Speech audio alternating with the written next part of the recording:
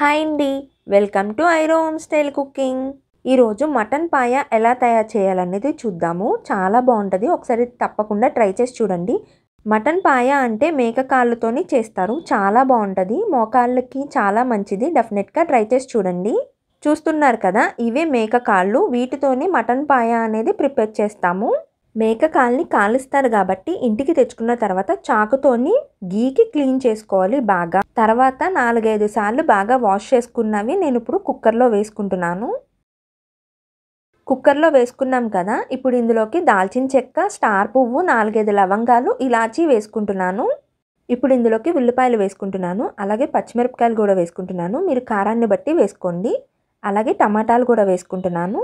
1/2 spoon పసుపు వేసుకుంటున్నాను. అలాగే 1 టీ స్పూన్ అల్లం వెల్లుల్లి పేస్ట్ వేసుకుంటున్నాను. కరివేపాకు కూడా వేసుకున్నాను. ఇప్పుడు ఇందులోకి 2 గ్లాసులు వాటర్ వేసుకున్నాను. కుక్కర్ మూత పెట్టుకొని 10 నుంచి 15 విజిల్స్ వస్తే సరిపోతుంది. విజిల్స్ కంప్లీట్ అయిపోయినాయి కదా, స్టవ్ కట్టేసి చల్లారనిద్దాము. చల్లారిన తర్వాత స్టీమ్ మొత్తం పోయిన తర్వాత మూత ఓపెన్ చేసి చూద్దాము. చూసారు కదా, ముక్కలు బాగా ఉడికిపోయినాయి కదా. ఇప్పుడు మళ్ళీ స్టవ్ ఆన్ చేసి కుక్కర్ పెట్టుకొని మళ్ళీ ఇప్పుడు 2 స్పూన్లు కారం వేసుకుంటున్నాను.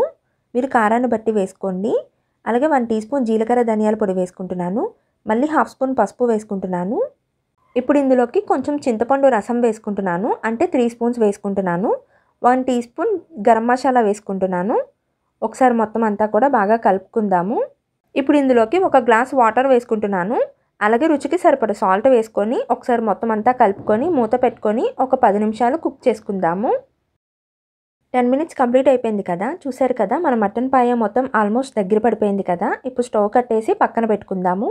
ఇప్పుడు మటన్ పాయకి తాలింపు రెడీ చేసుకుందాము. స్టవ్ ఆన్ చేసి కడాయి పెట్టుకుని 3 స్పూన్స్ ఆయిల్ వేసుకున్న తర్వాత ఆయిల్ హీట్ అయిన తర్వాత 1 టీ స్పూన్ ఆవాలు, జీలకర్ర వేసుకొని ఫ్రై చేసుకుందాము. అలాగే కరివేపాకు కూడా వేసుకొని ఫ్రై చేసుకుందాము.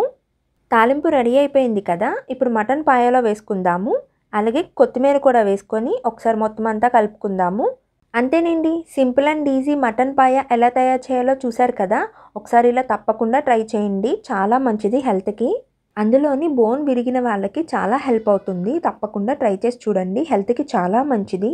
మా వీడియోస్ కానీ మీకు నచ్చినట్టయితే లైక్ చేయండి, షేర్ చేయండి, సబ్స్క్రైబ్ చేయండి. మా వీడియోస్ ఎవరైనా కొత్తగా చూస్తున్నట్టయితే ఛానల్ని సబ్స్క్రైబ్ చేసుకుని పక్కన ఉన్న బెల్ ఐకాన్ని క్లిక్ చేయండి. మా నోటిఫికేషన్స్ మీకు వస్తాయి. Thanks for watching.